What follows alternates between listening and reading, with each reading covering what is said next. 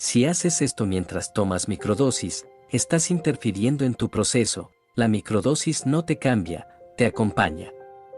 El cambio ocurre cuando participas conscientemente. Tomarla sin intención hace que la experiencia se diluya.